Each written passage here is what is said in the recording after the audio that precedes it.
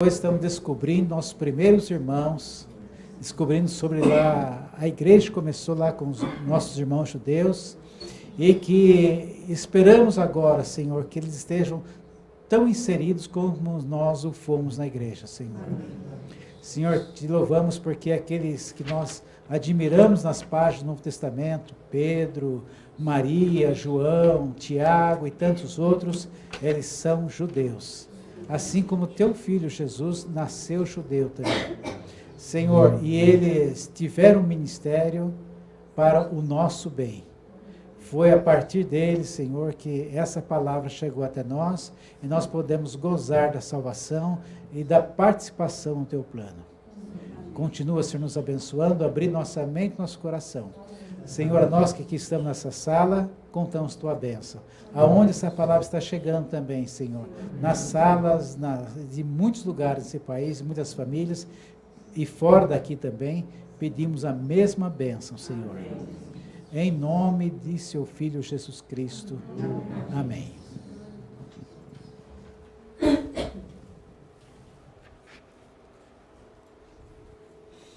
Tá.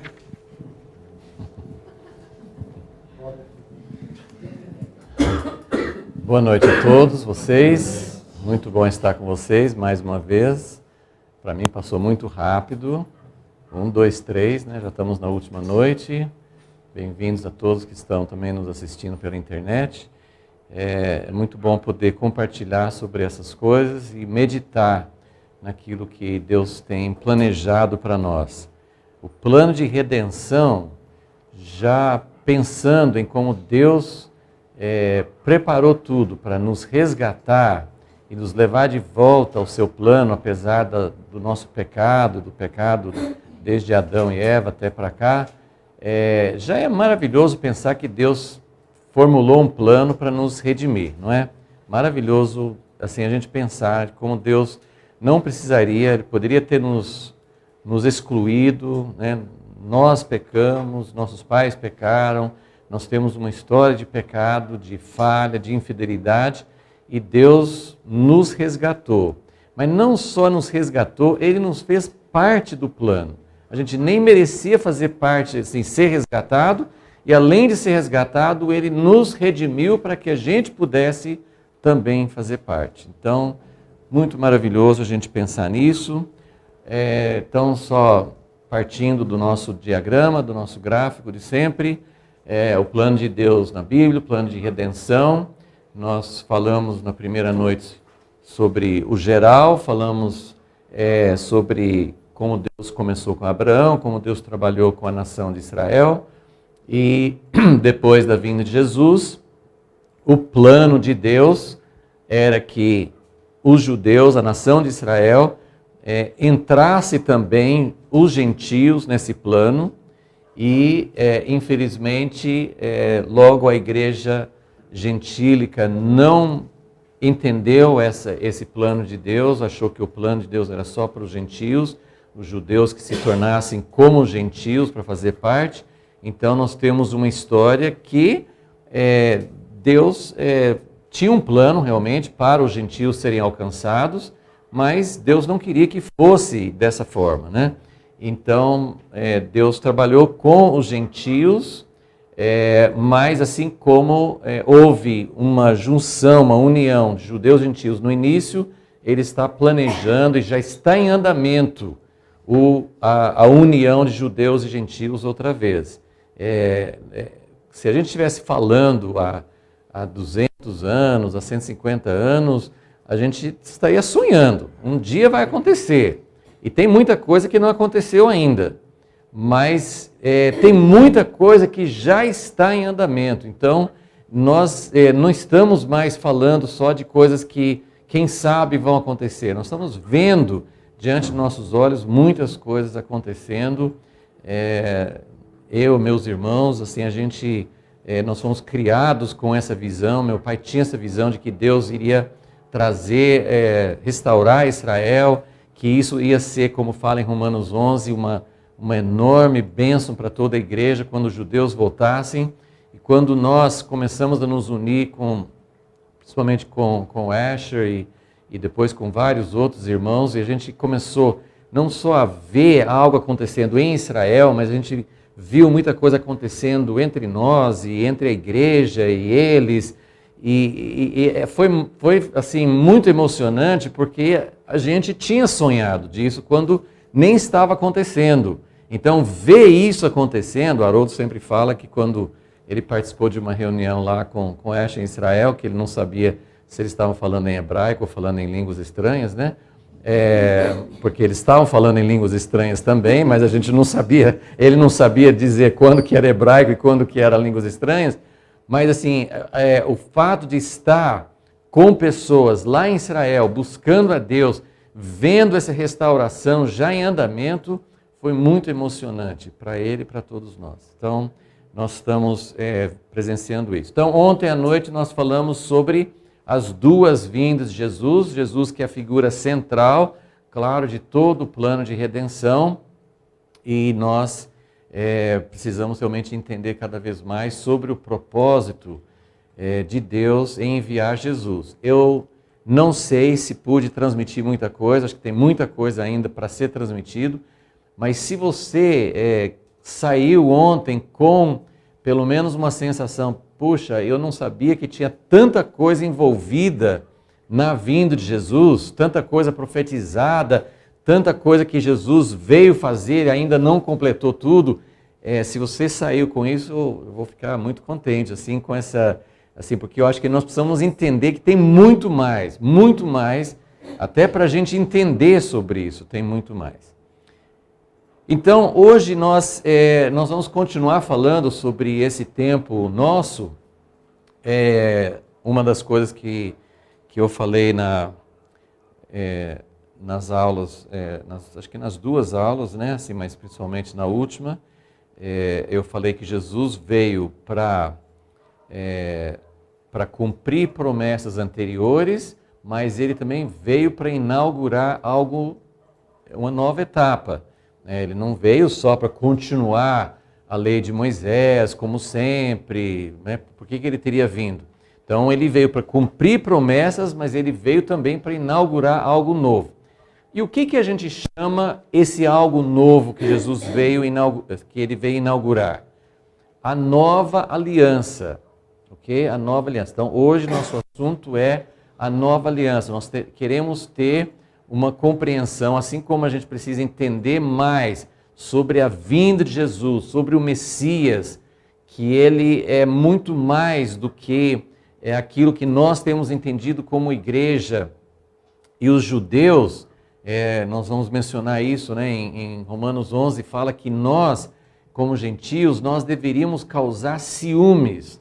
Paulo estava procurando causar ciúmes nos judeus, para que eles sentissem desejo, não é aquele ciúme doentio, né, que eu quero matar você porque você está pegando algo que é meu, mas um ciúme que diz assim, puxa, vocês estão experimentando aquilo que Deus chamou a gente para fazer. Nós é que deveríamos estar anunciando o Evangelho para toda criatura, nós que deveríamos ter aceitado o Messias. O Messias é nosso, o Asher gosta de como quando ele aceitou e se converteu, teve um encontro com Jesus, inicialmente ele até achou que ele estava deixando de ser judeu e passando a ser um seguidor de Jesus. E depois ele foi lendo a Bíblia, e principalmente o Novo Testamento, assim, o Velho Testamento, claro, ele já sabia. Mas o Novo Testamento, né, que falava de Jesus, ele tinha tido um encontro com Jesus, e ele, assim, os judeus têm essa ideia assim, de que Jesus... Claro que quem estuda um pouquinho sabe que Jesus era judeu, eles sabem disso. Mas para os judeus, Jesus é um outro Deus, ele foi transformado em alguém que fundou uma outra religião. Para eles o cristianismo é outra religião. E nós somos em grande parte culpados disso. Porque nós criamos um Jesus, nós pregamos um Jesus que não tem nada a ver com as promessas de Deus no Antigo Testamento. Então para eles é algo que sim, é totalmente diferente. Quando, primeiro, o Asher teve o encontro com Jesus, depois ele foi lendo o Novo Testamento, todos os livros e tudo que assim, os discípulos eram judeus, os autores, Paulo, todos os apóstolos eram judeus. Ele falou assim, gente, é tudo judeu. Não que isso significa que é só de judeus, mas ele entendeu que o cristianismo não era uma outra religião, fazia parte, era uma continuidade, um cumprimento daquilo que eles já criam no Antigo Testamento. Então, essa é a parte que nós queremos entender mais hoje. Então, nós já vimos que o período da igreja começou com continuidade e inclusão, passou para a ruptura, quebrou, né?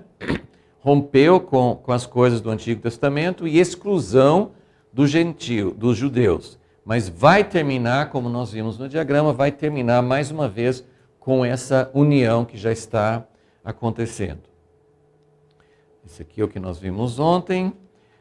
Então, hoje nós vamos começar aqui com a promessa da nova aliança. Então, eu já enfatizei, eu não vou ficar repetindo muito isso, mas sempre vale a pena a gente lembrar que a nova aliança não rompeu com as alianças anteriores. A nova aliança é um cumprimento, é uma ampliação, é um desenvolvimento daquilo que Deus já tinha começado a fazer.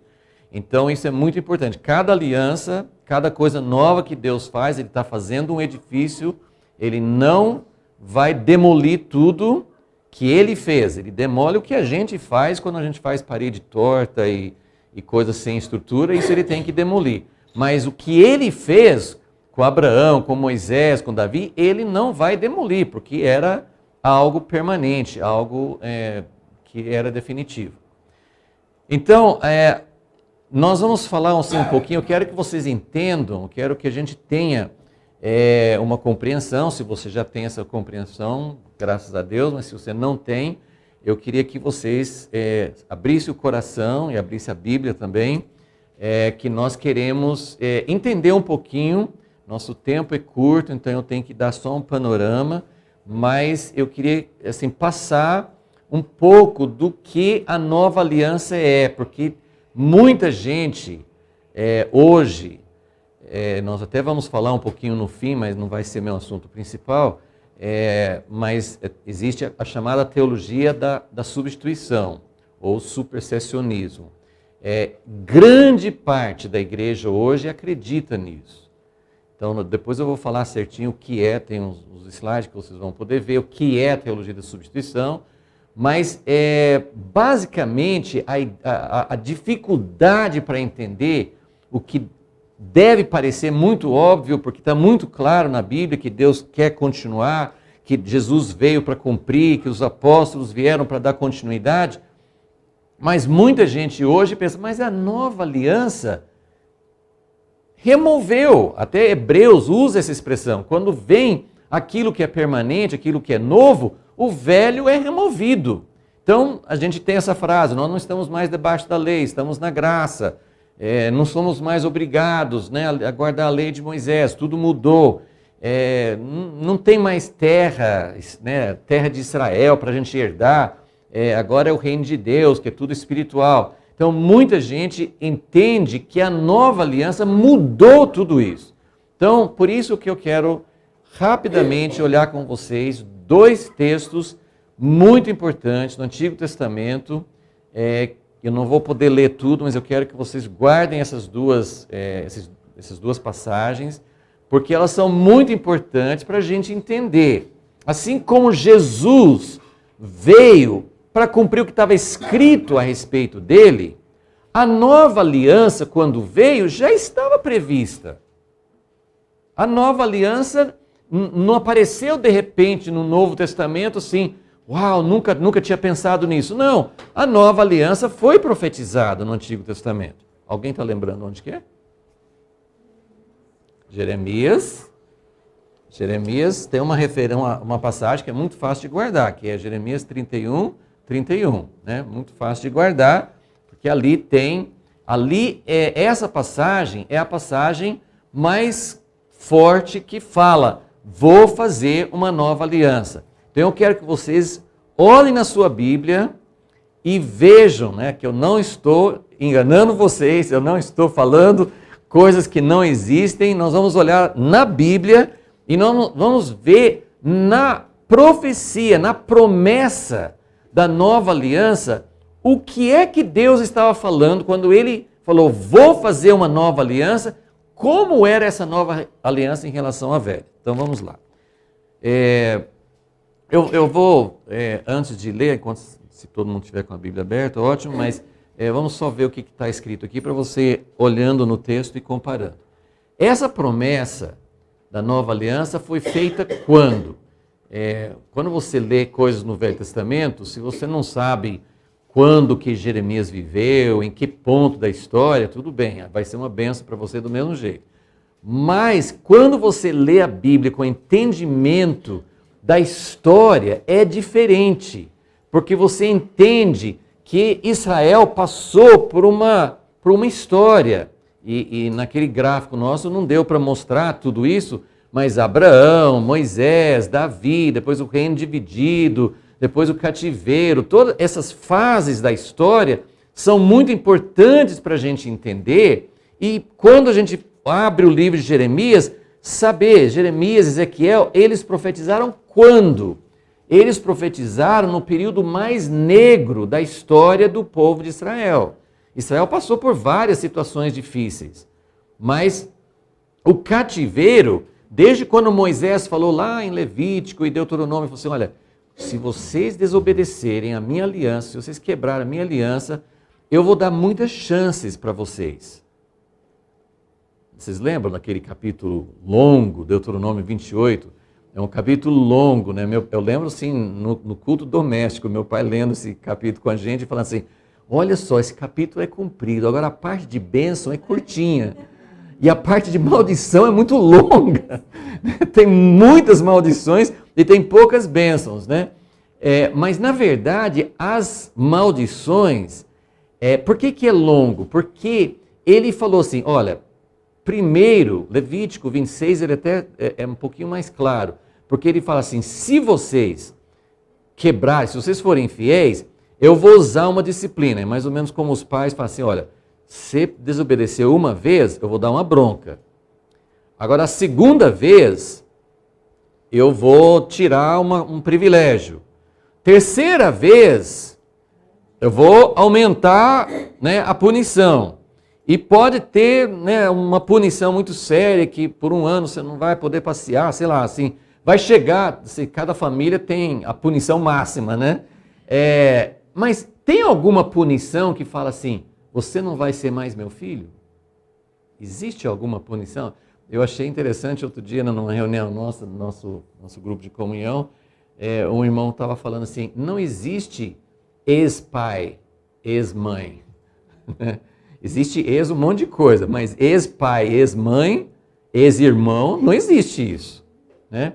Então, com Deus também não. Ele falou assim, olha, eu vou aumentando, lá em Levítico fala assim, eu vou aumentar a dose 7 vezes mais. Depois assim, não, se vocês continuarem desobedecendo, eu vou aumentar 7 vezes mais. Uau, 7 vezes 7, né? O negócio vai ficar bem sério. E qual era a punição máxima? O cativeiro. A punição máxima era Deus arrancar o povo da terra prometida que ele tinha dado para eles, a promessa de Deus para Abraão, ele ia tirá-los de lá e levar para uma outra terra. Mas isso era permanente, final, acabou? Não era. Lá naquele capítulo mesmo ele fala, de lá eu vou buscar vocês e vou trazer vocês de volta, porque não existe ex-filho, ok?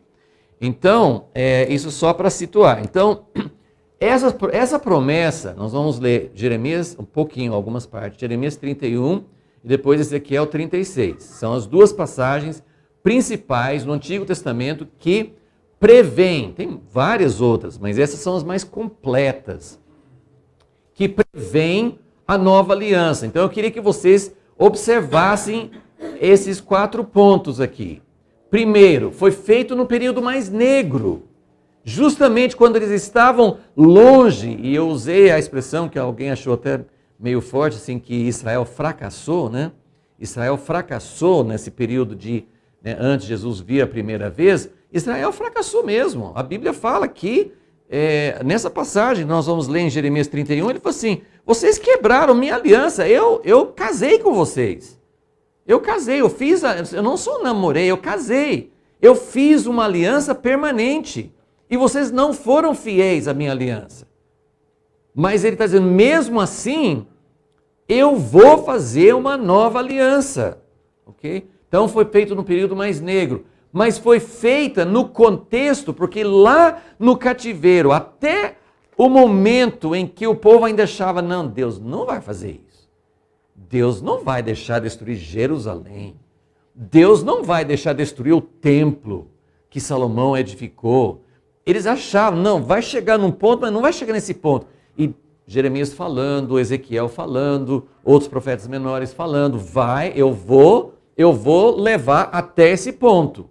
Mas quando finalmente Jerusalém caiu, chegou na posição de castigo máximo, ele já começou a falar, mas eu vou buscar vocês, eu vou fazer uma restauração. Então isso é muito importante para a gente entender que esse é o contexto da nova aliança. Quando nós falhamos, quando nós fracassamos, gente, eu não sou Deus, graças a Deus que eu não sou Deus, né? Que se eu olhasse, né? Eu acho que muita gente, nós somos muito duros, nós desejamos misericórdia para nós, mas nós não temos misericórdia dos outros.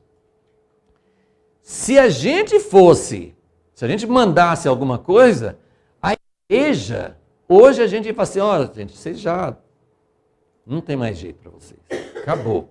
E Deus não está falando isso, mas nós também estamos fracassando naquilo que Deus queria que a gente fizesse. E a nova aliança existe exatamente por causa disso, porque o homem fracassa, mas existe todo o recurso da nova aliança e existe a primeira vinda e a segunda vinda, por isso que vai funcionar.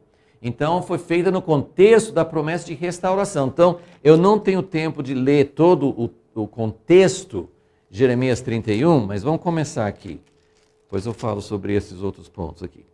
Jeremias 31, versículo 1. Naquele tempo, diz o Senhor, naquele tempo, ele já está falando de restauração, no tempo que eu for buscar vocês de volta, serei o Deus de quem? Eu abandonei vocês, eu não quero mais saber de vocês. Vocês cuspiram na minha cara, eu não quero mais aliança com vocês. Não, eu serei o Deus de todas as famílias de Israel. E eles serão o meu povo. Então, o que nós estamos lendo aqui? Uma promessa de restauração. Deus está falando, eu não abandonei a minha aliança. E aí você fala, né? Você continua numa terra distante, versículo 3, o Senhor lhe apareceu dizendo, com amor eterno te amei, por isso com fidelidade. Quem já leu o meu livrinho sobre recede, nessa palavra, na minha tradução está fidelidade, mas é recede, né? Recede, com amor de aliança. O amor de aliança não desiste. Irmãos, nós precisamos aprender o recede de Deus. Nós precisamos aprender a não desistir dos nossos irmãos, de pessoas que talvez estejam vagando, talvez pessoas que estejam distantes do propósito de Deus, mas não desista, não desista. Vamos continuar orando, Deus trata duramente com quem se afasta, mas esse tratamento, a disciplina é para trazer de volta. Então, e aí ele vai continuar, né? Sim, mesmo que a mãe esquecesse, Deus jamais esquecerá. Versículo 8, eu os trarei da terra do norte, reunirei das extremidades da terra. Então ele vai, o capítulo inteiro ele está falando sobre restauração. Eu só queria, depois com calma, releia esse capítulo, lembre assim, porque, gente, nós fazemos uma coisa muito errada. Quase todo mundo conhece Jeremias 31, 31. A gente já vai no versículo 31. Eis que farei nova aliança. E a gente entende do nosso jeito. É para a gente entender isso dentro do contexto. O que Deus estava falando aqui? Estava falando que eu vou restaurar Israel. Ok, agora vamos para o versículo 31, tá? Tem muita coisa. Versículo 20, Efraim, meu filho querido. Ele vai falando sobre restauração e sobre as coisas que ele vai fazer. Versículo 31. Dias virão, diz o Senhor, em que farei uma nova aliança com a casa de Israel e com a casa de Judá. Por que ele fala Israel e Judá? Porque eles eram um reino dividido. Nessa época, as duas casas já tinham ido para cativeiro, mas tinha havido uma divisão. Uma parte chamava Judá e o outro reino do norte chamava Israel. Então ele está falando assim, vou fazer um só, não vai ficar dividido mais não. Nem entre o povo de Israel, vai acabar com as divisões. Então eu vou fazer uma nova aliança, versículo 31. 32, agora quero que vocês prestem atenção. Ele vai dizer o que vai mudar e por que vai mudar. Então aqui já tem a chave para nós. Versículo 32, ela, a nova aliança, não será como a aliança que fiz com seus pais. Ah, está parecendo que mudou tudo, né? Vou fazer uma nova aliança e não vai ser igual à aliança que fiz com seus pais. Primeiro, nós temos sempre falado, tem 3 alianças importantes da nação de Israel. Abraão, Moisés, Davi. Então vamos ver primeiro de qual dessas 3 alianças ele está falando. Ele vai falar aqui. Não será como a aliança que fiz com seus pais, quando os peguei pela mão para tirá-los da terra do Egito. Então, qual das 3 alianças que é? Moisés.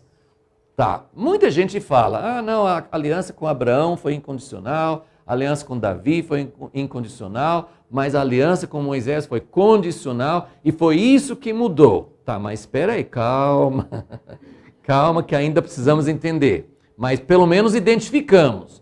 O que ele vai mudar é a aliança que ele fez por meio de Moisés, quando Moisés os tirou da terra do Egito. Lá no Monte Sinai seria a aliança do casamento.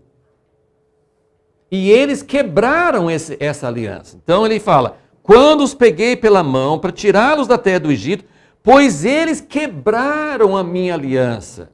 Mesmo sendo eu o marido deles, quer dizer, mesmo eu tendo casado com eles, diz o Senhor. Então Deus está falando, olha, vocês foram tão infiéis, vocês não só transgrediram, não só não guardaram perfeitamente, não, vocês quebraram minha aliança. Mas esta é a aliança que farei com a casa de Israel. Ou seja, eu não estou desistindo da casa de Israel, mas eu vou mudar uma coisa aqui. É isso que nós precisamos entender, o que é que vai mudar. Esta é a aliança que farei com a casa de Israel depois daqueles dias, diz o Senhor. Porém, a minha lei, ele não está mudando a lei. Porque a lei, na sua essência, é a natureza de Deus, é a santidade de Deus. Deus não desiste, Deus não revoga a sua lei. Não foi isso que Jesus falou assim, céus e terra, Jesus falou isso. Céus e terra passarão, mas as minhas palavras, e ele falou assim, eu não vim para revogar a lei. Como vou revogar uma coisa que Deus falou? Não vou revogar a lei, mas o que ele vai fazer com a lei? Porei a minha lei na sua mente e a escreverei no seu coração. Eu serei o seu Deus. Essa é a frase que tem desde lá de Êxodo. Na verdade, ele até falou quase igual a isso com Abraão. Desde o início, quando Deus fala assim, eu quero ficar junto com vocês, eu quero habitar. Essa frase percorre a Bíblia inteira. Apocalipse 21 fala isso de novo. Quando a Nova Jerusalém desce, ele fala assim, eles de fato serão o meu povo e eu serei o seu Deus. Quando fala essa frase, é casamento, é habitar para sempre, é o objetivo de Deus no Jardim do Éden. Isso é o que corresponde ao plano original, feito lá no Éden, ou antes do Éden. Então, eu serei o seu Deus e eles serão o meu povo. Agora, quando tiver essa nova aliança, como é que vai ser o funcionamento? Agora, isso aqui é importante para vocês observarem também. Versículo 34. Não ensinarão. Opa, eu vou ficar sem emprego. Sem função. Não vai precisar mais. Quando tiver essa nova aliança atuando em perfeição, não precisa mais de alguém para ficar ensinando. Não ensinarão mais cada um seu próximo, nem cada um seu irmão, dizendo: conhecei o Senhor, porque todos me conhecerão. Gente, você não sonha com esse dia? A gente quer conhecer a Deus e a gente quer que todo mundo conheça a Deus. E a gente fica tentando colocar na cabeça dos outros e não entra. E na verdade não entra na nossa. Mas ele está dizendo, a nova aliança vai produzir algo completamente diferente. A diferença não é que Deus não quer mais a lei. A diferença é que Deus vai escrever a lei no nosso coração. Não ensinará, não vai precisar dizer conhecer o Senhor, todos me conhecerão, do mais pobre ao mais rico, do menor até o maior. Perdoarei a sua maldade, não me lembrarei mais dos seus pecados. Maravilhoso isso, né?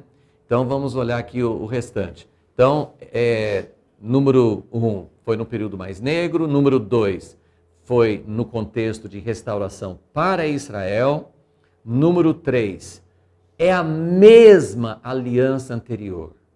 Deus não revogou a aliança anterior, só que foi aperfeiçoada. Aperfeiçoada como? Não é que algo que Deus faz não pode ser aperfeiçoado. É aperfeiçoado porque antes estava fora, nas tábuas de pedra, e agora vai ser escrita no coração interior. E número 4, ainda não se tornou uma realidade plena, né? Plena. A gente vai explicar isso. Eu deveria ter colocado a palavra plena, porque nós estamos na nova aliança. Às vezes eu falo um pouco para chocar as pessoas assim. A nova aliança não aconteceu ainda. Mas como assim? Jesus inaugurou a nova aliança? Sim, Jesus inaugurou. Mas ela não chegou ao ponto que precisa chegar. Vocês entenderam? Deu para entender? Está tudo aqui. Ó, quando tiver a nova aliança, vai ser escrito no coração. Isso em parte está acontecendo, porque o Espírito Santo está em nós. Nós desejamos algo que a gente não desejava antes. Então isso, o processo de escrever já começou. Vocês já pararam para pensar que escrever na mente ou no coração deve ser um processo doloroso?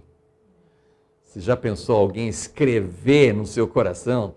Eu acho que não é uma coisa muito fácil. Então, é isso que Deus está fazendo. Às vezes até através de experiências duras na nossa vida, Ele está querendo escrever a lei dele. Se você resiste, você sofre e não ganha o benefício.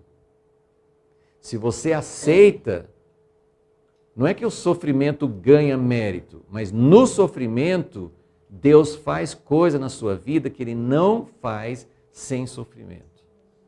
Né? Aquele da Pastoral de Deus, né? O Bob Mumford, ele fala assim, que Deus faz cirurgia no coração sem anestesia. Então é um processo, né? Esse processo de escrever no nosso coração, claro que é pelo Espírito Santo que habita em nós. Ele habitando em nós não é doloroso. Mas o processo de fazer isso acontecer, muitas vezes envolve dor. Mesmo porque no capítulo 17 fala que o pecado foi escrito com ponta. É verdade. Então vai ter que arrancar aquela cicatriz dessa relação do pecado. Né? E em Ezequiel, eu falei que nós vamos ler Ezequiel, mas eu não vou ter tempo. Mas Ezequiel 36 é outro capítulo que traça a mesma coisa. Ele está falando sobre restauração e ele vai mostrar. Ezequiel 36, ele não fala nova aliança, não tem essa expressão. Mas ele fala que vai tirar o coração de pedra e vai colocar um coração de carne, que vai doer mais ainda quando escreve nele. Mas assim, na verdade não é, a ideia não é essa. A ideia de ter um coração de carne é um coração sensível a Deus. Né? Sensível a Deus. Um coração de pedra é um coração que não sente, né? não tem correspondência a Deus. Ele fala sobre o Espírito Santo. Então ele fala sobre a nova aliança sem usar a expressão nova aliança. Ok? Ezequiel 37, que fala do Vale dos Ossos Secos, que vocês devem ter ouvido muitas pregações Nada a ver com Israel. Gente, deixa eu falar uma coisa. Não é errado você aplicar esses textos para nós. Essas profecias, a nova aliança, elas servem para nós. O que é errado é você não entender que essas promessas foram dadas no contexto da restauração para Israel. Então, nós não podemos pegar para nós e excluir Israel dessa continuação das promessas. Deu para entender? Então, nós podemos falar, vale dos ossos secos, Deus agindo sobre a igreja, mas essa profecia não foi dada para a igreja. Tem aplicação para a igreja. Você pode dizer assim que é uma aplicação secundária, mas a visão dos ossos secos era Deus mostrando para Ezequiel, olha, Israel está no cativeiro, Israel agora acha que não tem mais esperança. O próprio texto, eu não tenho tempo para seguir isso com vocês agora, mas o próprio texto de Ezequiel 37, ele fala, Deus falando com o profeta Ezequiel, eu vou te explicar a visão. Esses ossos secos são a casa de Israel.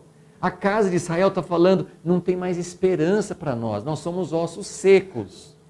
Você acha difícil ressuscitar um cadáver? Você acha difícil ou é coisa... É impossível, é impossível. Agora, o que você acha de ressuscitar ossos secos? Ficou um pouquinho mais difícil, né?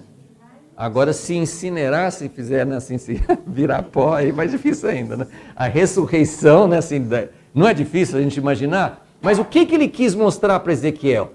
Não são só cadáveres, são ossos secos, totalmente sem esperança. Então, e ele vai explicar no resto do capítulo que é Israel sendo restaurado. Você pode falar para o pessoal assistir suas duas aulas de estudo sistemático, você falou exatamente isso. Eu tenho aulas recentes sobre, no estudo sistemático, está no canal da Revista Impacto, né? YouTube Revista Impacto. E são coisas recentes, né? Que eu tenho falado sobre esse mesmo assunto. Vamos lá, gente, senão eu vou deixar vocês no meio do caminho, na última aula. Não pode, né? Então, eu não sei se vocês vão conseguir ver, está meio pequeno isso aqui, né? Eu não sei fazer esses gráficos, né, digital, eu pedi minha filha para fazer, e ela deu e eu copiei aqui, né, passei para a Demir, mas assim, teria que refazer e colocar letras maiores. Mas isso aqui, se depois vocês pegam o arquivo e olham certinho, mas eu vou explicar o que é isso aqui. Uma das coisas interessantes, eu mostrei para vocês ontem, como os profetas viam aquela série de picos, né? Como se fossem tudo junto. E, na verdade, né, a primeira vinda de Jesus e a segunda vinda de Jesus é separado por mais de 2000 anos. Né? Outra coisa que acontece aqui, que é difícil para a gente entender, é difícil para Israel entender. Então, prestem bastante atenção. Do lado esquerdo tem uma sequência que é como está em Jeremias 31 e principalmente em Ezequiel 36. Eu vou ler para vocês, acho que lá atrás, acho que não dá para vocês ouvirem. Para mostrar, né? Então, começa lá em cima com cativeiro na Babilônia, tá? Então, do lado esquerdo, sim. Essa é a sequência que você vê, principalmente Ezequiel 36, dá para ver essa sequência bem forte. Então, ele começa, Jeremias também, com o cativeiro em Babilônia. Logo abaixo, ele começa a falar sobre o retorno à terra. Então, nós vimos isso em Jeremias 31. Então, depois de ir para o cativeiro, Deus está prometendo, vou restaurar vocês, eu vou trazer vocês de volta de Babilônia para a terra. Ou seja, para quem que Deus prometeu a terra? A terra de Israel. Para quem que Deus prometeu? Aliança com quem? Para Abraão. Para a primeira aliança, já falou, vocês vão ser uma descendência, vai ter a terra e tal. Então, Deus está fazendo, eu não estou quebrando a aliança, vocês vão continuar na terra. Eu vou trazer vocês de volta para a terra. E o que ele fala? Quando eu trouxer vocês de volta para a terra, eu vou fazer uma nova aliança. Então, logo abaixo aqui, ó, nova aliança. Então, vou trazer vocês de volta para a terra e vou fazer uma nova aliança, porque vocês quebraram minha aliança, agora eu vou escrever a aliança no coração. Agora, para escrever no coração, Jesus teria que vir. Sem o Messias não tem nova aliança. Não tem. Nessas duas profecias não aparece claramente o Messias, mas outras, você vê, várias outras profecias vai mostrar que é o Messias que vai fazer essa nova aliança. Depois da nova aliança que Deus faz, aí ele começa a falar do reino restaurado, que tudo aquilo que Deus tinha prometido, vou fazer de vocês uma bênção. Em Ezequiel 36, ele até fala, a terra vai virar o jardim do Éden outra vez. Então, eu vou restaurar vocês na terra, com a nova aliança vocês vão cumprir. Lembra que eu fiz aquele diagrama ontem? Que a redenção é para colocar a gente nos trilhos de novo. Então, quando eu trouxer vocês de volta, quando eu resgatar vocês de Babilônia, não é só para salvar vocês da Babilônia, é para colocar vocês de novo no rumo certo, para cumprir o meu propósito, ser uma bênção para todas as nações da terra. Então ele fala do reino restaurado em Israel, e depois ele fala, Ezequiel 36, Jeremias, assim, na sequência você vê ele falando, eu vou fazer meu santuário entre vocês e eu vou habitar entre vocês para sempre. Qual que é o problema com essa sequência? Eles estavam na Babilônia. Deus trouxe um remanescente de volta da Babilônia para a Terra Prometida, naquela época, ele trouxe. Mas não aconteceu logo em seguida a nova aliança. A gente pode fazer, mas a nova aliança veio com Jesus. Por isso que eu coloquei, olha a seta aqui, ó. Ele, Ezequiel, Jeremias, eles viam os picos, vai ter um retorno para a terra, está lá em cima.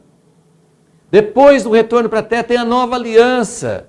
Depois da nova aliança tem Deus restaurando Israel e reinando sobre toda a terra. Sim, mas tem uns vales no meio. Tem umas outras coisas que vão acontecer. Então, por isso que eu fiz esse outro esquema aqui, ó. Então, retorno à terra, retorno à terra. Qual foi o primeiro retorno à terra? Quando eles voltaram da Babilônia. Mas aquele retorno da Babilônia era o retorno que Deus ia trazer de todas as nações da terra e ia fazer depois a nova aliança. Não foi, porque eles nem estavam em todas as nações da terra. Eles estavam só naquela região, Babilônia, Síria, naquela região ali, onde é Iraque, Irã. Estavam naquela região. Então, esse retorno que Ezequiel fala é o segundo retorno. Vai ter um outro retorno aqui embaixo, ó, segundo retorno à terra. Então, agora vamos ler o que é inserido. Essas duas setas é o que vai ser inserido. Não é que a profecia de Ezequiel está errada, mas ele não via todo aqui, assim como eles não viam duas vindas de Jesus, eles viam, ó, vai acontecer isso, mas eles não tinham, até hoje, nós sabemos tudo o que vai acontecer antes da segunda vinda de Jesus. Tem muitas profecias, mas a gente também não enxerga tudo o que vai acontecer. Tem profecias de Daniel, 70 semanas, tem um monte de coisa assim, mas a gente também não entende exatamente a sequência, porque na verdade, você acha que faria bem para você saber exatamente quando Jesus vai voltar? Faria bem para você? Faria bem para mim? Ele vai voltar daqui 10 anos. Tá bom, Deus. Então, nesses 9 anos eu vou mais ou menos, né? No último ano, a gente estuda para a prova, noite e dia, né?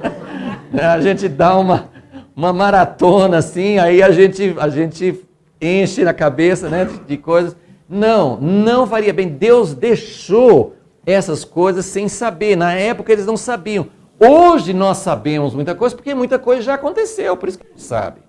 Então, esse retorno à terra, na verdade era o segundo retorno, mas houve um primeiro retorno de Babilônia, depois tem o Messias que veio, depois que eles retornaram de Babilônia, mais 400 anos né? 500 anos veio Jesus a primeira vez. Depois que Jesus veio, quando Jesus veio, ele inaugurou a nova aliança, mas não é o cumprimento que a gente acabou de ler, porque vocês mesmos viram.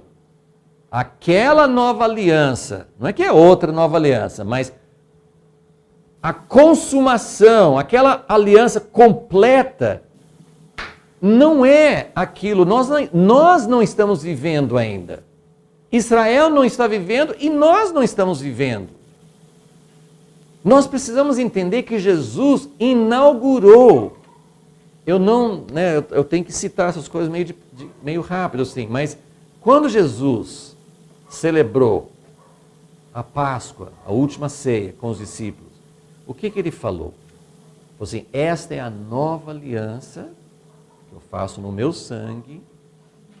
Mas ele falou, acho que em Lucas, ele falou assim, mas eu não vou tomar mais do fruto da videira, o vinho, eu não vou, em outras palavras, eu não vou celebrar essa ceia mais com vocês, até que ela se cumpra. Então ele estava inaugurando algo. Vocês vão participar da ceia, vocês vão sempre lembrar da minha morte, mas vocês vão sempre olhar para a segunda vinda, porque aquilo que eu dei na primeira vinda é o começo, é a obra completa, ele venceu Satanás, ele venceu a morte, mas nós não estamos vivendo isso plenamente ainda. Nós estamos na nova aliança? A resposta certa é sim, nós estamos na nova aliança. Mas a nova aliança não se completou. Dá para entender essa diferença? Então, isso que nós estamos falando. Então, a nova aliança foi inaugurada, depois veio a inclusão dos gentios, a igreja entrou, e depois de alguns anos, 1700, 1800, 2000 anos, né? Depois de alguns anos, houve um segundo retorno à terra. Porque lembra, depois de eles voltaram de Babilônia, ficaram na terra, Jesus veio, Jesus morreu, no ano 70 Jerusalém foi destruída, já a partir dali não tinha mais Jerusalém, mas aí teve mais uma dispersão em 135 depois de Cristo. Então os judeus foram dispersos por esse longo período da história. E começaram a voltar no finalzinho do século XIX, um pouquinho, mas mais forte no século XX. Então, um segundo retorno à terra. E aí precisa, até aqui, gente, tudo aconteceu já, ó. Já teve o primeiro retorno, Jesus já veio a primeira vez, Jesus já inaugurou a nova aliança, Jesus incluiu os gentios. Já houve agora, na nossa época, no século passado, já houve, a gente pode dizer que não se completou. Ainda tem muitos judeus que acho que ainda vão voltar para Israel ainda. Mas já começou, Israel é uma nação, já começou o segundo retorno, bastante coisa. Agora, o que não aconteceu ainda? A plenitude de Israel e a igreja. E aí vem, quando houver a plenitude de Israel e a igreja, Romanos 11 fala assim, olha, quando tirou os judeus que não creram em Jesus, foram galhos cortados da oliveira. Então, os judeus que não aceitaram o Messias, eles foram tirados da oliveira. E nós fomos enxertados.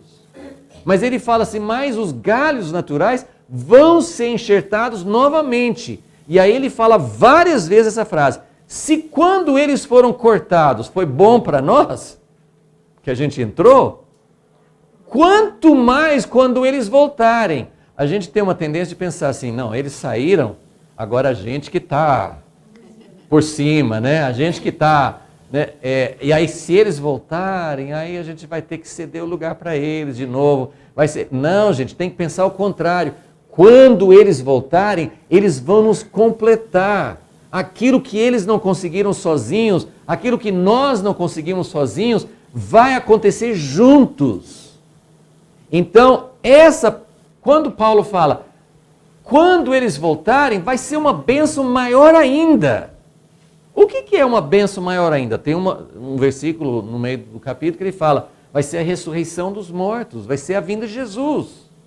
Mas antes da vinda de Jesus, vai ter uma complementação, que é algo que nós já estamos vendo. Esses irmãos de Israel, eles já estão trazendo muita riqueza, eles estão trazendo muita bênção para nós, estão restaurando o nosso entendimento, estão ampliando, estão tirando o véu, muita coisa já está acontecendo, isso já é comecinho só. Quando entrarem mais, nós vamos ter essa nova aliança funcionando mais, vai ser uma coisa crescente. A consumação é a volta de Jesus, mas antes vai ter esse crescimento, os gentios abrindo os braços para os gentios abrindo os braços para os judeus. O TJC2 é isso. É os gentios dizendo, judeus, nós erramos com vocês na história. Nós excluímos vocês, agora nós queremos vocês de volta, não para vocês deixarem de ser judeus, mas nós queremos a sua contribuição. Nós queremos que vocês sejam judeus messiânicos e que contribuam para nós, assim como é a promessa. Então, a nova aliança, na plenitude, é a bênção que Deus traz para nós, através da volta dos judeus. Aí a gente volta para cá de novo. Vocês entenderam? Tem 2 retornos, o primeiro de Babilônia. Quando Ezequiel viu, ele não viu que ia ter 2. Assim como eles não viram que ia ter 2 vindas de Jesus. Então, quando ele falou, Deus vai restaurar, ele já via a restauração lá na frente. Mas antes dessa restauração lá na frente, tinha que acontecer tudo que está aqui do lado. Aí volta para a nova aliança, aí vai acontecer tudo que foi previsto aqui. O reino restaurado em Israel e Deus reinando sobre a terra. Amém? Olha, a gente tem muita coisa para falar ainda. Então, intervalo e voltem rapidinho para a gente poder completar. Mas a essência da nova aliança é isso que nós falamos aqui.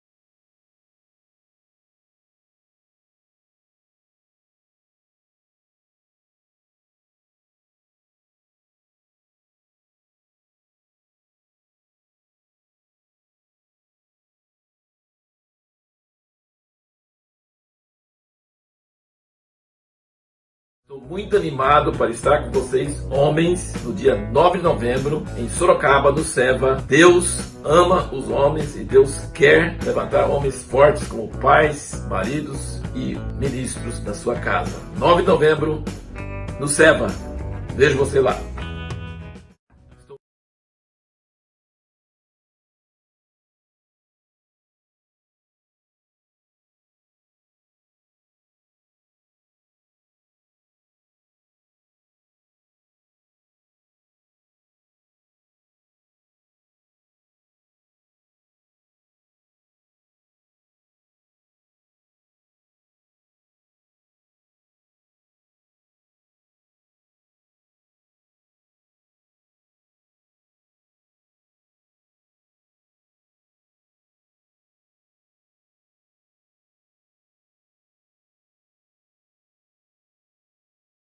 Muito animado para estar com vocês, homens, no dia 9 de novembro, em Sorocaba, no SEVA. Deus ama os homens e Deus quer levantar homens fortes como pais, maridos e ministros da sua casa. 9 de novembro, no SEVA.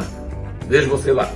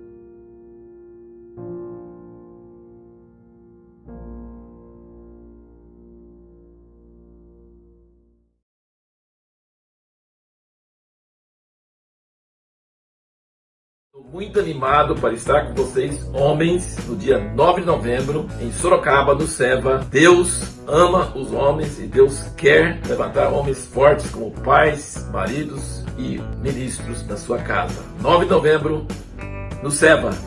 Vejo você lá.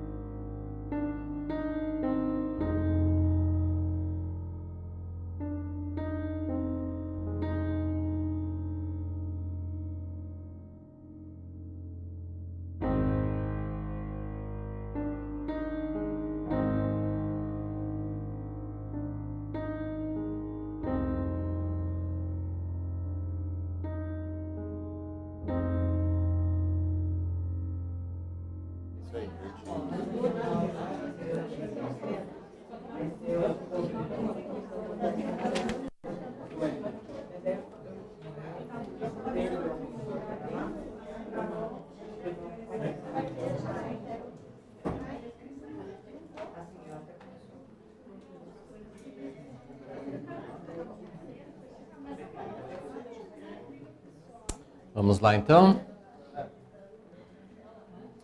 Olha, esse aqui é só para vocês terem uma visualização do que fala sobre as oliveiras em Romanos 11. Como eu disse, tem várias opiniões, várias linhas de pensamento na igreja hoje. Então, Paulo fala em Romanos 11 sobre uma oliveira. E ele fala que essa oliveira vem desde o tempo dos patriarcas, é uma continuação. Então, isso aqui é o que nós chamamos de teologia da substituição. Depois eu vou mostrar também uma definição do que é a teologia da substituição. Mas o que a substituição fala é que Israel era o povo de Deus no Antigo Testamento, mas agora não é mais. Agora é a igreja. Então, de acordo com essa ideia, uma oliveira é cortada e outra é plantada, mas não é isso que Paulo fala, né? Mas a teologia da substituição seria cortar Israel natural e colocar uma outra oliveira no lugar. E não é para fazer isso, porque o tronco, as raízes, o tronco continuam, alguns galhos só que foram cortados, né? Tem uma outra linha de pensamento que chama dispensacionalismo, que entende que Deus tem um plano para Israel e outro plano para a igreja. Então Deus não cortou Israel. É interessante a gente ver que isso aí está errado também, porque de acordo com Romanos 11, é uma oliveira só, não são duas. Mas vamos dar crédito que no século XIX, que ninguém falava, quase ninguém falava sobre Israel, se Deus tem um plano para Israel, essa linha de pensamento, o dispensacionalismo, eles falavam, não, Deus vai restaurar Israel. Então eles foram meio que pioneiros numa época que ninguém estava acreditando muito que Deus ia restaurar Israel, que Israel ia ser um país novamente, né?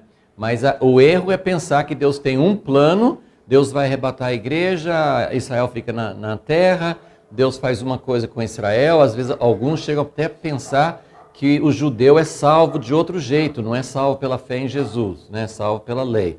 Então, e tudo que faz com que ou eles não precisem do Messias, ou que a igreja também tem que se tornar igual ao judeu, isso não é a linha que nós entendemos. Então, a inclusão, que é o que nós acreditamos, é assim, é uma oliveira só. Aí tem alguns galhos que foram cortados, que foram os judeus que não aceitaram o Messias. E essas outras oliveiras são oliveiras bravas, nós, os gentios.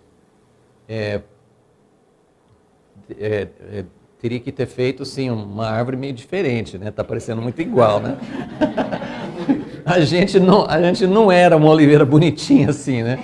Então ele pegou uns galhos de uma oliveira brava, uma coisa que não era legítima, não tinha a natureza da oliveira certa. Então ele pegou galhos daqui e enxertou nessa oliveira que é Israel, ok? E depois ele vai pegar esses galhos cortados, né? Alguns, né, os judeus de agora, né, que forem aceitar o Messias, ele enxerta novamente, ok? Então isso é... Agora eu queria mostrar isso aqui, eu já mostrei o outro, que era assim, Ezequiel viu essa sequência, Ezequiel, Jeremias, os profetas, de maneira geral, eles viam, e era isso aqui que vocês estão vendo aqui, a esperança de Israel no Antigo Testamento, que era o que os apóstolos entendiam. E quando eu entendi esse desenho aqui, até foi Dan Juster que falou algumas coisas assim, me ajudou a entender, porque, eu não sei se você já perguntou, por que Pedro foi tão resistente?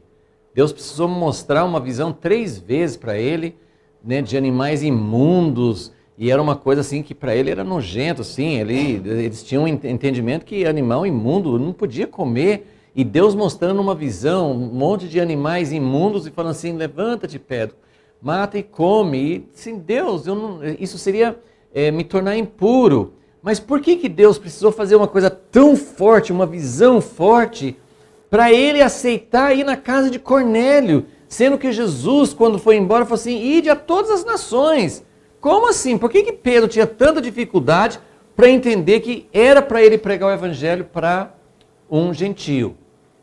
Claro que a gente não sabe tudo que passava na cabeça de Pedro. Mas esse desenho aqui mostra uma coisa muito interessante, que é a seguinte. De acordo com esse outro diagrama que já mostrei, de acordo com os profetas, o que eles entendiam, vendo aqueles picos, aqueles montes à distância, eles entendiam que ia acontecer isso. Abraão, Moisés, Davi, aí veio a divisão e o fracasso, mas aí veio Messias. Quando os profetas falavam, vocês falharam, vocês foram para o cativeiro, mas ele falou assim, eu vou trazer vocês de volta, e muitas vezes ele falava, eu vou colocar para reinar sobre vocês Davi. Quem que era Davi? Davi já tinha morrido. Davi era o Messias, a descendência de Davi. Então, o Messias, como a gente viu ontem, o Messias veio para reverter esse fracasso, para fazer com que a nação de Israel voltasse a ser o que Deus queria. Então, o que Pedro e os outros apóstolos, todos eles achavam, inicialmente? Que Jesus veio, ele era da linhagem de Davi, agora resolveu o nosso fracasso, ele vai nos levar à restauração, e depois de Israel ser restaurado, aí sim nós vamos para as nações. Então, por que Pedro não queria ir na casa de Cornélio? Ele mesmo pregou em Atos 3 que Deus ia restaurar tudo que Deus tinha prometido pelos profetas. Eles sabiam que era para alcançar as nações, mas para eles não era a hora ainda. Eles entendiam que primeiro Israel tinha que ser restaurado. E aí eu vou lembrar vocês de Atos 1, que é um outro texto fundamental que a gente interpreta errado. Jesus morreu, ressuscitou, em Atos 1, é outro vídeo lá da videoteca de Deus que eu gostaria de assistir, né? Que ele ficou 40 dias falando sobre o reino de Deus e ninguém escreveu nada. Olha que lapso, né? Eles ficaram 40 dias escutando Jesus falar sobre o reino de Deus e não escreveram nada. Não deixaram nada para a gente ver. E a única coisa que a gente tem é que no final dos 40 dias, quando Jesus já subiu o monte e ia embora, aí os discípulos falam assim, tipo, a última pergunta. É agora que o Senhor vai restaurar o reino a Israel? O que a gente pensa quando a gente lê essa pergunta? Que discípulos tapados. Não é isso que a gente pensa? Jesus está falando que o reino é espiritual, meu reino não é deste mundo, agora o reino de Deus está dentro de vós, e vocês ficam falando de restauração a Israel? Agora eu pergunto para vocês, se Jesus quisesse falar, porque pensa nos outros diálogos de Jesus com os discípulos, quando eles foram acordar Jesus no meio da tempestade, Jesus deu uma bronca neles, não foi? Se Jesus quisesse falar, vocês não estão entendendo, ele falou com eles várias vezes, vocês estão falando de fermento, eu estou falando de outra coisa, né? Vocês estão falando disso, mas eu estou querendo dizer outra. Ele podia ter falado, eu não vou restaurar o reino a Israel porque não existe isso mais. Ele não disse, o que ele respondeu para eles? Não é para vocês saberem os tempos e as épocas. Em outras palavras, eu não vou dizer para vocês quando Israel vai ser restaurado. Mas a sua missão agora é ir para o mundo inteiro. Primeiro eles tinham que esperar, primeira missão, primeira instrução era, vocês têm que ficar em Jerusalém até que vocês sejam revestidos do Espírito Santo e aí vocês vão ser minhas testemunhas em toda a terra.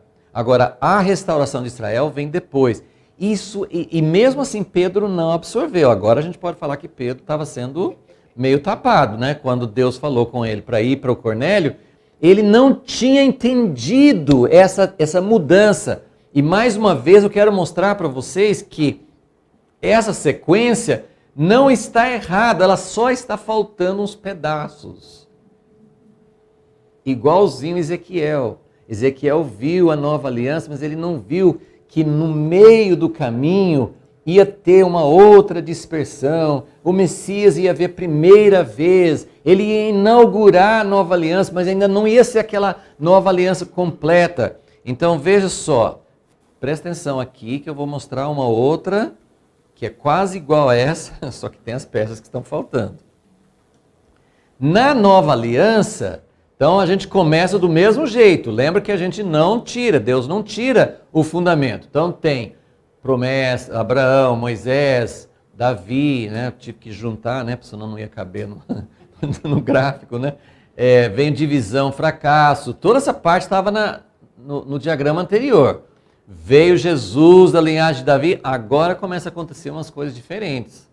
Porque eles esperavam que o Messias viesse e já inaugurasse a nova aliança, ele inaugurou, mas que já completasse a nova aliança e que a partir dali Israel seria restaurado e a partir de Israel as nações seriam alcançadas. Eles não entendiam que antes de Israel ser restaurado, Deus ia alcançar os gentios. E nós não vamos tomar tempo, mas em Zacarias 8 você vê essa sequência que eu estou falando. Deus restaurando Israel e a partir da restauração de Israel, as nações chegando. Porque realmente vai acontecer isso. Isaías 2, Miqueias 5,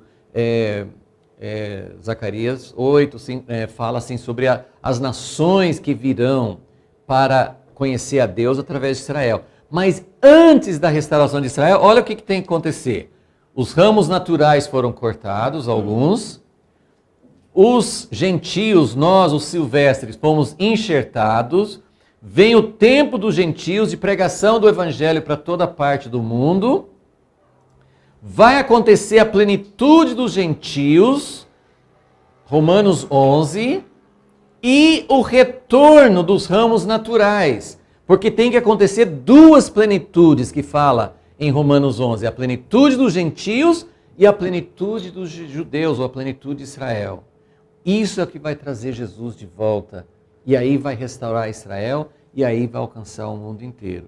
Então, a unidade, né, através da volta dos ramos naturais, vai ter unidade, uma só oliveira, testemunho a todas as nações, vai ter um avivamento, vai ser um testemunho forte no meio de perseguição, talvez durante o tempo do anticristo, mas a igreja vai estar unida com os judeus e nós vamos, realmente Deus vai colher o fruto que ele plantou, aquilo que não está acontecendo na nossa vida ainda vai acontecer, e aí os judeus vão convidar Jesus para voltar, como fala em Mateus 23, bendito é o que vem em nome do Senhor, porque enquanto não falarem isso, Jesus não volta, mas os gentios também vão falar, junto, né, a esse que o Espírito e a noiva dizem, vem. Então nós também vamos dizer, vem Senhor Jesus, aí Jesus vai voltar e aí vai ter restauração de Israel e redenção do mundo.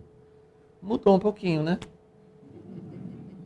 né? Entraram algumas peças diferentes. Então isso é que a gente precisa entender. Os profetas não entendiam, no início os apóstolos não entendiam. E agora a igreja não está entendendo que os ramos naturais precisam voltar. Então, a gente precisa acordar para essas coisas.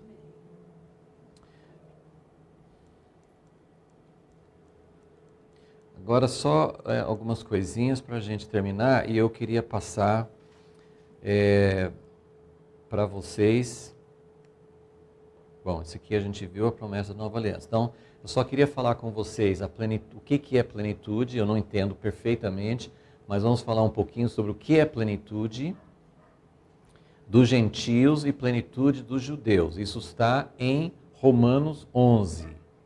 Romanos 11 fala, tem que ter a plenitude dos gentios para todo Israel ser salvo. Mas quando tiver a plenitude de Israel, nós vamos ser abençoados. Então, a gente não tem uma sequência muito exata, é um ajudando o outro. Mas olha só, algumas pessoas acham assim, plenitude é todos os gentios que Deus marcou com uma cruzinha, né? Deus marcou todo mundo com ou uma cruz ou um X, né? Eu não sigo essa linha de pensamento, né? Mas algumas pessoas pensam que assim, a plenitude dos gentios seria todos os gentios que Deus predestinou para a salvação, né, serem salvos, e Deus está esperando esse número completar. Eu acho que a plenitude dos gentios pode envolver números, né? Mas plenitude em Efésios 4 fala assim, a plenitude da estatura de Cristo.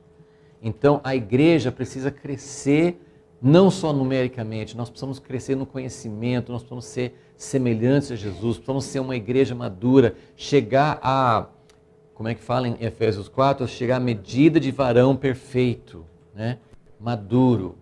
O evangelho, Mateus 24:14, o evangelho do reino precisa ser anunciado a todas as nações. Então isso também é a plenitude dos gentios. Unidade, de João 17, precisa acontecer, né? E um novo homem, que é a nossa conexão com os judeus messiânicos. Isso aqui não é uma sequência, isso é coisas que estão acontecendo simultaneamente. Então, plenitude dos gentios, que precisa trazer os judeus de volta, envolve essas coisas. Pelo menos eu estou colocando algumas sugestões para a gente pensar. Agora, qual que é a plenitude de Israel? A plenitude de Israel eles precisam se converter ao Messias.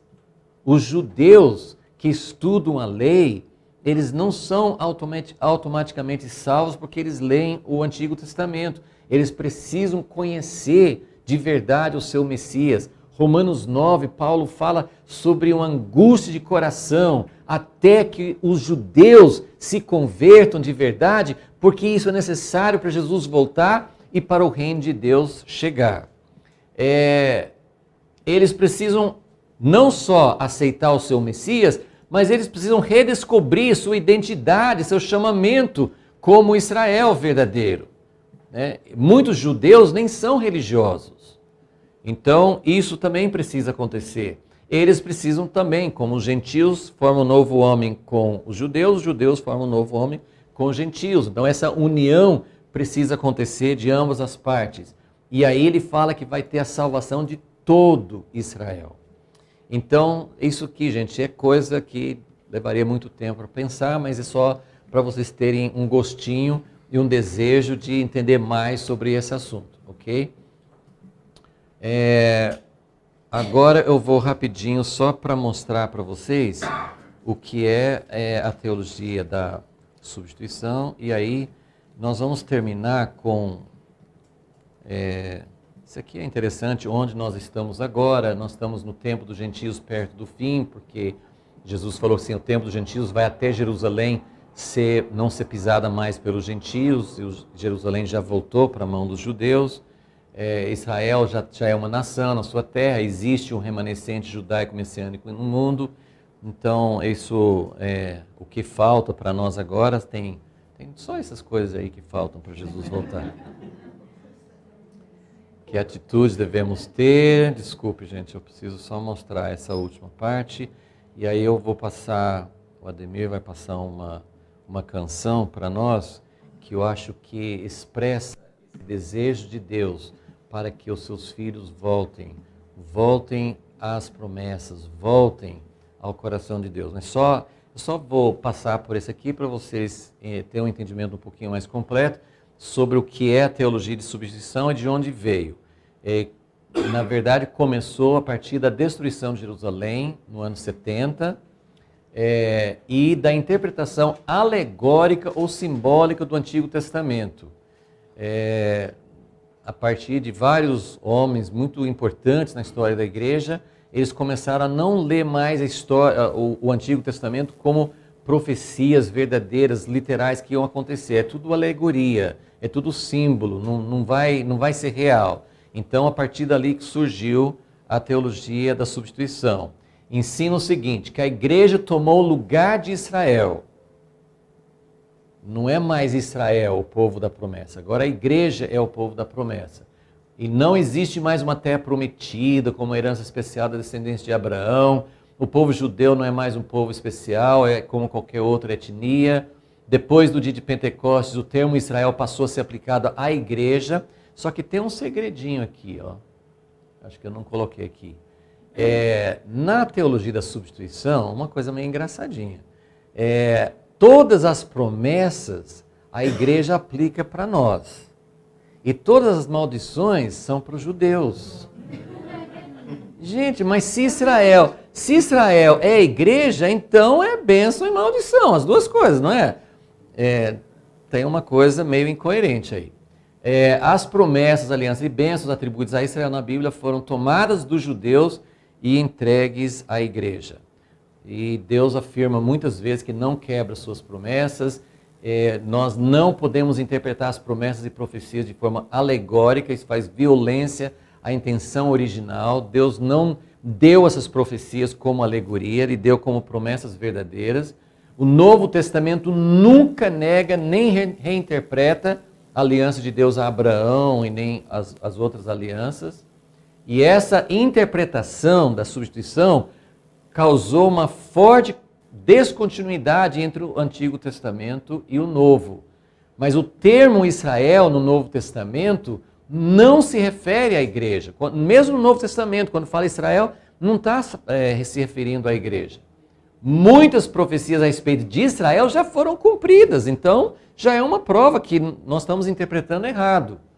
Aí aqui que eu coloquei, né? Não podemos aplicar as promessas para a igreja e os juízos ao povo judeu. A teologia da substituição deu base para muitas atitudes e ações antissemíticas ao longo da história. O próprio Holocausto se baseou muito nessa teologia. Então a gente precisa... O maior contra-argumento de todos é que sem Israel, o povo e a terra, a bênção prometida não chegará a todas as nações. Porque Deus escolheu, Deus falou que vai ser assim. Não adianta eu querer mudar. Então a criação não será restaurada e Jesus não vai voltar. Então é melhor a gente mudar a nossa teologia e aceitar o jeito que Deus quer fazer. Exato, muita ignorância. Então, gente, essa canção é em inglês, vai passar aqui, mas tem a legenda. E eu queria que vocês ouvissem depois, isso aqui tudo vai ficar disponível. Vocês podem ouvir mais vezes. Eu queria terminar nessa nota, porque uma das coisas mais práticas que nós fazemos para contribuir, para fazer parte do plano de Deus, é oração. E até o Pedro falou que eu ia falar mais sobre a conferência, né? Eu estava tão correndo com o tempo que não deu muito para falar. Mas nós vamos receber o irmão Martin Waldman, que foi o rabino, foi o judeu messiânico, que recebeu essa visão do segundo concílio, e ele vem com mais 3 ou 4 pessoas que têm um ministério de oração. Então, nessa conferência, nós vamos ter ministração da palavra, mas nós vamos ter ensino e prática sobre como orar para que isso aconteça. Então vai ser um tempo realmente muito, muito maravilhoso.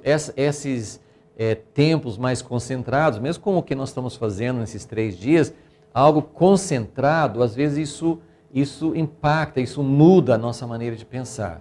Então, planeje estar nessa conferência, chame outras pessoas, e vamos realmente crer que Deus vai mudar nossa mente e nossa prática para que a volta de Jesus seja mais próxima.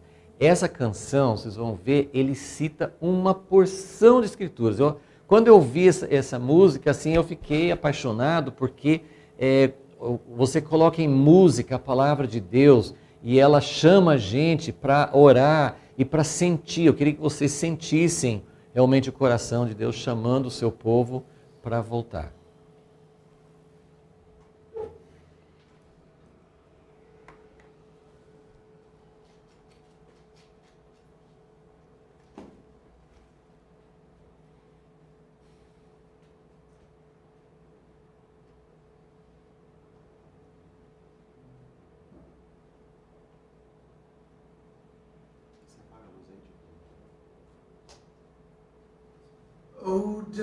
O daughters of Zion,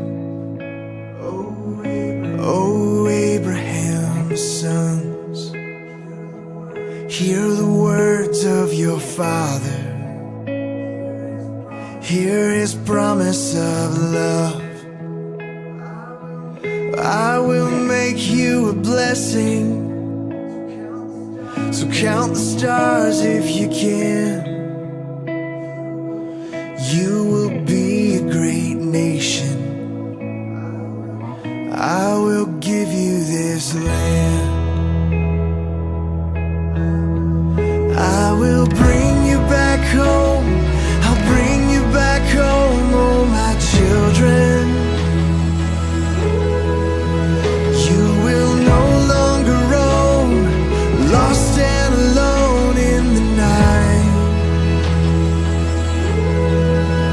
There is nothing on earth that could take you away. Once I gather you under my wings, I will bring you all back home again. Though you've wandered like strangers to the ends of the earth, I will send you a Savior. I will finish my work. You have no other shepherd. You have no other Lord. Green pastures are waiting in Zion once more. I will bring you back home. I'll bring you back home, oh my children. You will no longer roam, lost and alone in the night. There is nothing on earth that could take you away. Once I gather you under my wings, I will bring you all back home.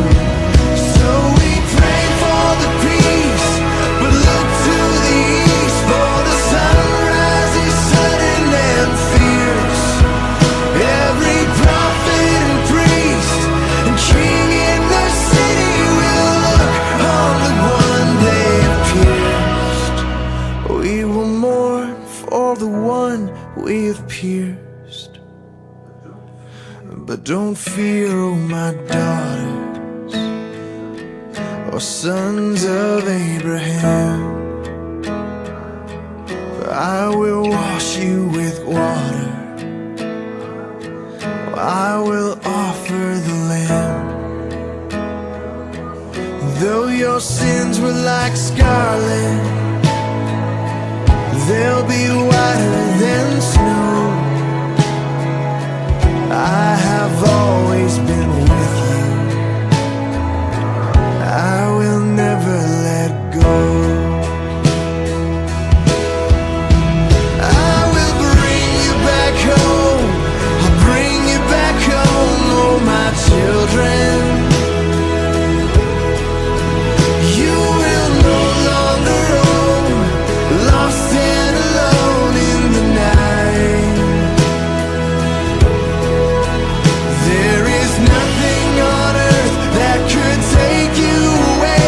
I will gather you under my wings. I will bring you all back home. Oh, I will bring you all back home again. Adonai Elohim, Adonai Echad, Shema Yisrael, Adonai Elohim, Adonai Echad, Shema Yisrael, Adonai Elohim, Adonai Echad, Shema Yisrael, Adonai Elohim, Adonai Echad.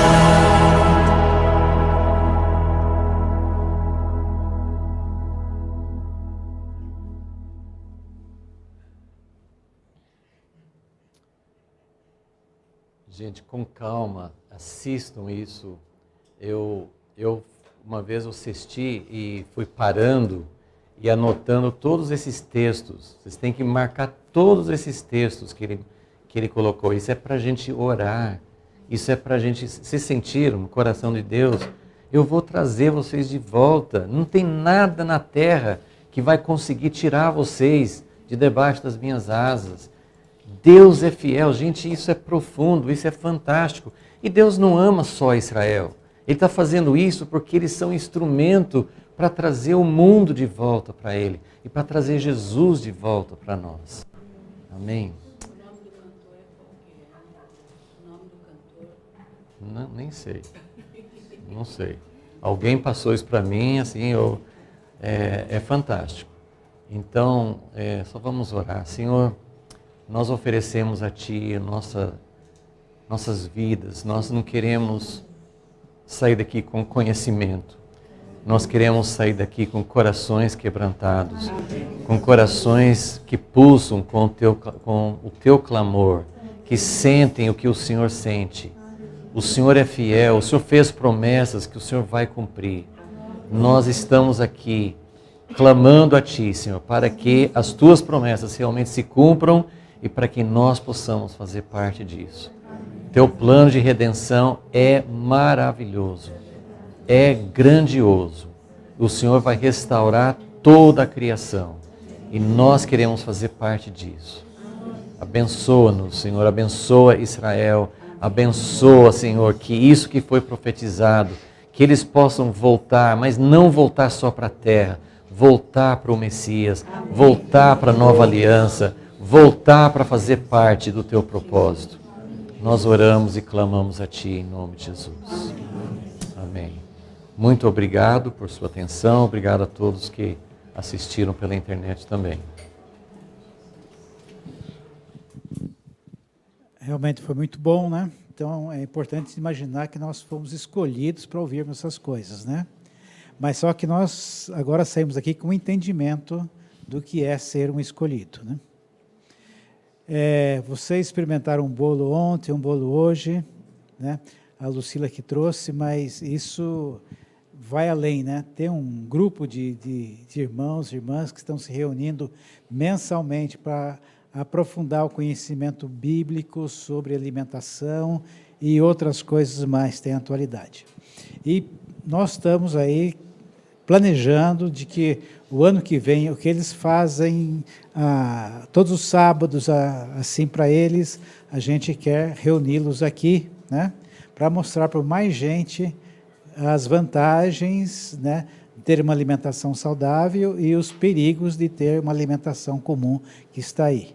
Inclusive, receitinhas vão estar presentes nesses dias aí, né? Então, ore por isso, aguardem. O ano que vem a gente vai ter, acho que todo sábado, né, um momento desse aqui, tá? E essa atividade aqui do Palavra e Reflexão, nós queremos também continuar mais intensamente com eles no ano que vem, tá? Mesmo porque nós precisamos dar isso nas nossas cidades, né? Sim, sim, exatamente. Quem está aqui perto está privilegiado, né? Porque está fácil o acesso, mas quem está longe, se não tiver a internet, a gente fica a desejar.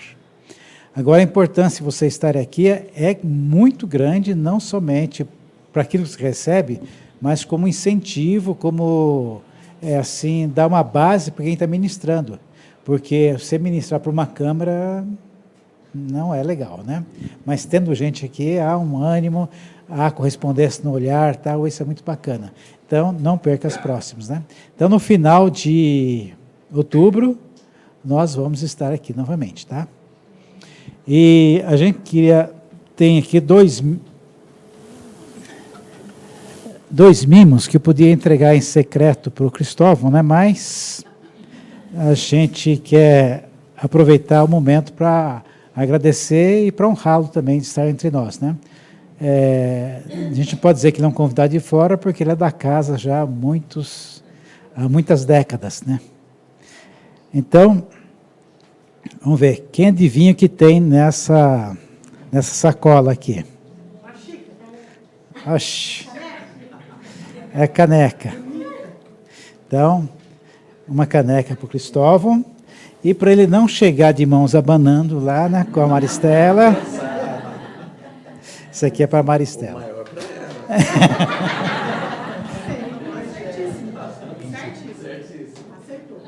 Muito obrigado. Eu senti muito acolhido, foi uma bênção para mim estar com vocês aqui. Amém. A bênção foi nossa também. Amém, né? Vamos em paz, o Senhor nos acompanhe. Até a última segunda-feira. Vai estar juntos. Daí segunda a gente se vê. Ah, sim. Ótimo. Obrigada. Deus abençoe.